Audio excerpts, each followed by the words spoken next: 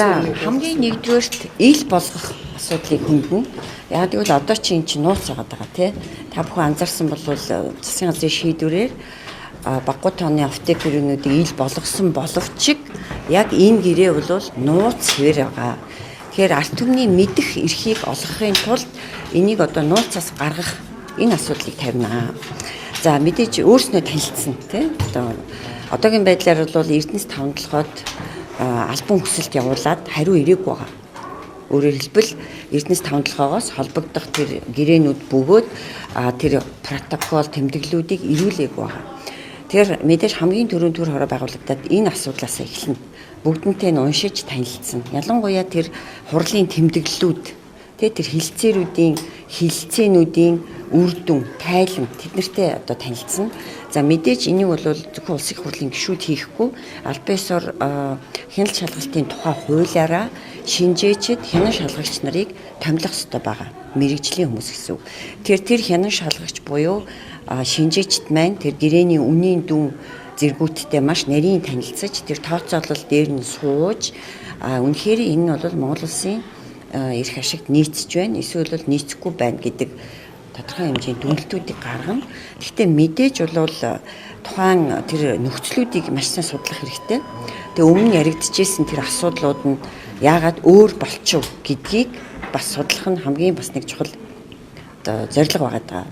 Өөрөөр хэлбэл 2024 оны 2 сард Эрдэнэс 5 толгой компани Бэд Ганбатаас тухайн үеийн засгийн газрын хэрэглэх газар руу одоо энэ харьбины гэрээ хилцээртэй холбоотой одоо хилцээний тайлан явуулсан байна. 7 удаагийн хилцээний үр дүнд дараах асуудлыг тохиров гэд тэ. Тэгээд тэрэн дээр бол юу гэж байдаг вэ гэвэл ерөнхийдөө бүгд найрамдах Хятад ард улсын буюу айлын тал одоо нүүрсийг биржийн үнээр худалдан авахыг зөвшөөрөв гэдэг ийм зүйл тусгагдсан гэж одоо яригдчих байгаа тийм. Тэгэхээр тэр мэдээж энэ чинь урт хугацааны гэрээ учраас нөгөө худалдан авагч талдаа ч гэсэн бас ашигтай байх ёстой тийм. Аль нь одоо ашигтай нөхцлөөр л гэрээ хийх ёстой. Тэгэхээр айлын тал ч гэсэн 5% хөнгөлт үзүүлээч гэсэн байдгийг.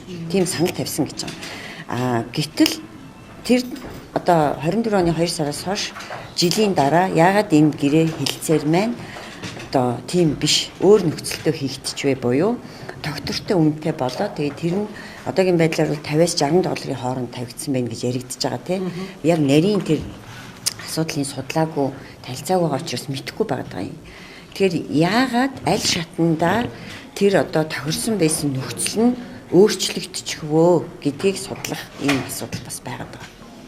Сая засгийн газраас нүүрсний гэрээнүүдийг ил болгосон шүү дээ. За тэгээд харьбины гэрээг ил болгох шалтгааныг та бас юу гэж үзэж байгаа. Хоёрдугаар тийм бид нар ингээд төр хороо байгуулаад сонсгол хийгээл байдаг. Гэтэл одоо ингээд үрдүн гардаггүй тийм ээ. За сонсголынхаа араас нөгөө үрдүн гаргах тал дээр бас их муу ажиллаж байна гэж ингэж харж байгаа шүү дээ. Та бүхэн энэ дээрээ яаж анхаарч байна? Яг үнэ. Тэрийг бол бас маш их одоо бодож байна. Тэгээ одоо энэ төр хорооны сонсголын ач холбогдлыг бас буруулчих бий тий ямар нэгэн тийм улс төрчсөн асуудал руу оруулчих вэ гэдэг зүйлээ зовж байна. Гэхдээ бас үндсэн хуулиараа одоо улсын хурлын гишүүдийн 4-1-ээс доошгүй тухайн олон нийтэд хамааралтай асуудлаар хянан шалгах төр хороо байгуулах эрхтэй гэж заасан байгаа учраас энэ нүүрс гэдэг чинь Монгол улсын стратегийн бүтээгдэхүүн мөн. Монгол улсын орлогын экспортын гол нэрийн бүтээгдэхүүн учраас энэ дээр анхаарал хандуулахгүй байхын аргагүй. Энийг зөвхөн нүднийхээ одоо хажуугаар ингээ өнгөрөж болохгүй болчиход байгаа байхгүй яа. Тэгвэл үнийн дүнтэй холбоотой маш том асуудал яригдчихэж байгаа учраас энийг үнэн эсхийг тийм Монголын талд хохиролтой гэрээ байгуулагдчихад байна гэж үзээд байна шүү дээ. Тэгэхээр үнэн эсхийг нь судлах хэрэгтэй. Хэрвээ худлаа байвал тийм үү? Магадгүй одоо айгүй сайн нөхцөлтөө гэрээ байгуулагдсан байх юм бол одоо алгаа ташаад энэ гэрээг байгуулсан хүмүүсийг сайшаан магтах хэрэгтэй. Шудраг байх хэрэгтэй. Хэрвээ арай өөр нөхцлөөр буюу Монгол улсад нэг ч гэсэн бараа бүтээгдэхүүнийхээ үнийг арай илүүгээр зарах боломж байсаар атал тэгээгүй байх юм бол эцсийн зорилго юу вэ гэвэл за дүгнэлт гарлаа. Арай өөр нөхцлөөр буюу илүү үнээр зарах боломж байна. Тэм учраас эцсийн дүндээ яах ёстой гэвэл энэхүү гэрээндээ өөрчлөлт оруулаа гэдгийг засгийн газарт одоо санал болгоно гэсэн үг. Улсын хурал шахна гэсэн үг, тогтоол гаргана гэсэн үг. Мэдээж аливаа гэрээг бол байгуулж болно. Гэрээ бол бас анх байгуулагдахтаа тааруулж байгуулагдах тийм одоо зүйл байдаг, сайнж байгуулагдах зүйл байдаг. Тэр магадгүй энэ гэрээ анх байгуулагдахтаа жаахан тааруу нөхцөлтэйгээр хэрвээ байгуулагдсан бол энийг сайжруулах боломжтой гэж харж байгаа. Тэр эцсийн зорилго бол ямар ч хүн тэ өөрийнхөө барааг одоо илүү үнээр зарахыг хүсдэг гэжтэй. 5 цаасар ч гэсэн илүү үнээр зарахыг хүсдэг шиг Монгол улс ч гэсэн айл өрх гэж үзэх юм бол зардаг гол тэр бараа бүтээгдэхүүний $1 ч гэсэн илүү зарахыг л хүсэх нь өөрөө олон нийтийн эрх шиг. Тэгэхээр одоогийн яригдчихж байгаа тэр $50-60 хооронд суур үнийн тогтооцсон байна гэж яриад байна тийм үү? Тэгтэл энийг л жишээлбэл $10 хэрвээ би маш багаар тооцоолж штэ. За биржийн үнээр биш юм а гэхэд $10 нэмэхэд л те Монгол улсын төсөвт асар хэмжээний мөнгө орж ирнэ штэ. За одоо зарим хүмүүсийн ярьж байгаачлан бүр одоо биржийн үнийг 120 гэж үзэх юм бол одоо 50-60 гэж тогтцсон байгаа бол зөрүү нь бараг $40-50 гэж үзэхэд л 10 тэрбум долларын зөрүү гараад Монгол улсад одоо төсвөөс давсан хэмжээний орлого буюу 36 их найд төгрөгийн орлого орж ирэх боломжтой байсан юм а гэж ярьж байгаа тийм үү. Тэгэхээр яагаад ийм асуудал яриад хянан шалгах болов гэвэл гэрээ болон бусад тэр холбогдох протокол тэмдэглэлүүдийг нууцлчаад байна. Тэгэхээр энэ бүхэнтэй танилцахын тулд төр хороо байгуулж байна. За тэгээд төр хороо бол зорилго нь бол энэ гэрээг сайжруулах. Нөгөө талд шүүний нэг ийм асуудал бааш. За энэ гэрээр хүрээнд гашуус ухаад ганц модны бомбын төмөр замын холболтын одоо хэд холболтын төмөр замын бүтээн байгуулалтын ажлыг явуулж байгаа гэдэг. 20 жил гаццсан энэ ажлаа арай хийж явуулж хахад та нар ийм асуудал яриад гацаачих юм уу гэдэг бас нэг юм яригдчихэж байгаа шүү дээ. Тэгэхээр энэ өөрөө та өөрөө гэрээг эргэж хараад сайжруулах ёстой сайжруулъя гэж байна. Тэрх боломж байгаа юу? Тэнд хийж байгаа бүтээн байгуулалтын ажил чинь яах вэ? Үүнийг тооцоо. За энэ бол одоо тодорхой нэг тал бүлэглэлийн явуулж байгаа одоо юу гэдэг гүтгэлэг бузар гүтгэлэг гэдэг шиг те төмөр замын холболтыг зогсоох ямар ч бодлого байхгүй. Төмөр замын холболтыг дэмжиж байгаа. Гэхдээ Монгол улсад нэг юм хариуцлагын механизм бүр байхгүй болсон. Яагаад Монгол улс энийг 16 жил гацаасан юм? Айлын талыг 16 жил гацаагаад хохироосон гэдэг асуудал яригдчихэж байгаа тийм. Тэгээ хохироосон бол хэн хохироосон юм? 16 жил энэ төмөр замыг яагаад бариулаагүй юм гэдэг асуудал уг нь тавигдах ёстой шүү дээ. Тэг хэн буруутай гэдэг асуудал тавигдаад тэр буруутныг олж тогтоож яах ёстой зүйн хариуцлага тооцох ёстой. Ингэж цаашдаа Монгол улсад хэн нэгэн хүн ямар нэгэн ийм том бүтээн байгуулалтыг гацаадаг жинхнэрээ энэ үйл явдлыг таслан зогсоох ёстой. Уг нь харамсалтай нь энэ хариуцлагын асуудлыг ерөөсөө ярихгүй ингээд эсрэгээрээ бид нар ингээд тохироцсон юм чинь айлын талд маш ашигтай гэрээ байгуулах ёстой гэж байгаа юм шиг ийм одоо маш бага үнийн дүнтэй гэрээ байгуулад байна гэж байгаа. За хоёрдугаарт төмөр замын гэрээ холболтыг ерөөсөө гацаахгүй дэмжиж байгаа учраас энэ гэрээлүүд нэг их орохгүй.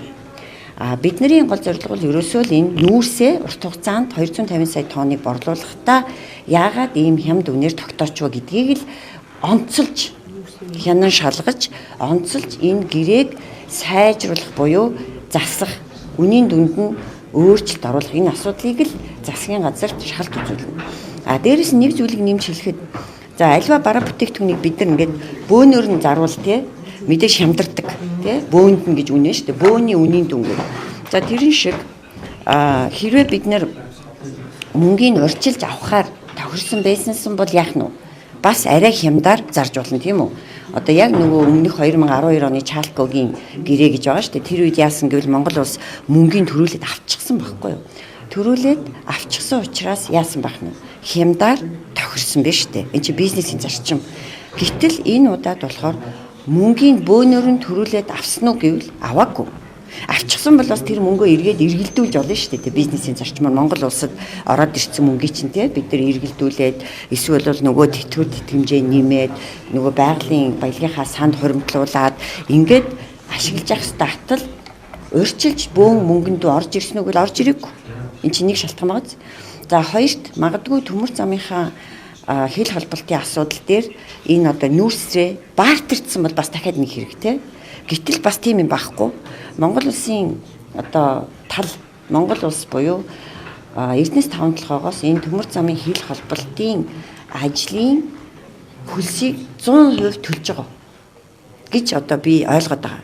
Тэр гэрээнүүдтэй нөгөө танилцаж амжааг байгаа учраас өөрөөр хэлбэл Монгол улс өөрөө мөнгөө төлөөд тэр хил холболтын төмөр замын ажлыг одоо хятадын талаар хийлгэж байгаа.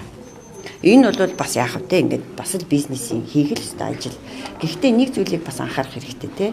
Бид нар буюу Монголын тал өөрөө ямар ч асуудалгүйгээр одоо зах зээлийн үнээр яаж яах нь тэр гэрээгээ тогтоод үнийн дүнгийн төлж байгаа. Одоо миний сонссноор бол төмөр замын хил холболтын ажлын урьдчилгааг нь Монгол улсын эрдэнэс томилгоо компани төлчихсөн гэж ойлгож байна. Тэгэхээр одоо манад ямар нэгэн тийм давуу тал ер нь харагдаж байна уу хаа нэгтэй. Одоо миний бодлоор бол одоохондоо харагдахгүй л байна л да. Магадгүй за одоо айлын талд нийлүүлэх нүүрсээрээ энэ төмөр замынхаа хил холболтын үннийг буюу нэг орчим их найд төгрөг гэж одоо яригдчихэж байгаа. Энэ нэг их найд орчим төгрөгтөө тэнцэх хэмжээний нүүрсээр бартерди гэж хэрвээ тусгасан байвал яах нь вэ? Энэ Монгол улсын засгийн газарт Монголын талд бас тодорхой хэмжээний давуу тал үүсэх байсан тийм биз? Гэтэл тийм байхгүй өөрснөө мөнгөө төлөөд ажлыг хийлгэж. Тэр төмөр замын хил холболтыг ерөөсөө гацаахгүй. Энийг бол явуулдгаар нь явуулна. Монгол улс өөрөө мөнгөө төлөөд ажлыг хийлгэж байгаа. Тэр тэгж энэ нүүрсний үнийн дүнг шалгах төр хорооны одоо зорилгыг гуйвуулж хил холболтын төмөр замыг гацаах гэлээ гэсэн гүтгэлэгт олон нийт автаж болохгүй. Одоо энэ нэг юм нэг ажлыг шалгах гэхээр тэр ажлаа шалгуулахгүй тулд юм уу? Эсвэл тэр ажлын одоо утга учирыг алдагдуулахын тулд шал өөр асуудал босгож ирж гүтгэж олон нийтийг төөрөгдүүлдэг энэ ажлаа одоо болох хэрэгтэй. Төмөр замын хил холболтыг гацаахгүй дахин хэлье. Зөвхөн нүүрсний үнэтэй холбоотой асуудал юм. 3-ыг цогцоор гээд 3 дахь нь болохоор энэ бас нэг асуудал яригдчихэж байгаа нь бол хамтарч тэр одоо нүүрс олборлтыг сайжруулах. Нэгсэндээ хамтарч ажиллах гэж байгаа тийм. Тэрэн дээр бол бас тодорхой хэмжээний ямар одоо орд дээр хамтарч ажиллахын гэдгүүдийг бас тусгасан байгаа тэр гэрээгээр. Тэрийг бол бас бид нар анхаарах хэрэгтэй. Улсын хурлаар орж ирсэн тэр хилцээрт юу гэж тусгасан байх нь вэ те? Аль одоо нөөц дээр, орд дээр ажиллана гэж тохирсон байх нь уу? Гэтэл яг гэрээгээр бас аль орд дээр ажиллана гэж тохирсон байх нь уу? Тэрийг бас харах хэрэгтэй. 2 орд дээр хамтарч ажиллана гэчээд 5 одоо 3 мэдэхгүй байна те? Орд дээр хамтраад ажиллахаар тохирсон байвал яах нь уу? Энэ бол бас одоо нэг улсын хурлаар тогтоосон хилцээрийн зарчим зөрчигдсөн байх магадлалтай. Тэгээ одоо нэг зүйлийг анхаарах хэрэгтэй. Одоо нөгөө бүх юм нууц байгаа учраас мэдэхгүй байгаад байна. Тэгэхээр бид нар уншиж судлах хэрэгтэй. Шинжээчдэд томилно ажиллуулна. Тэгээд дүнэлт гаргана.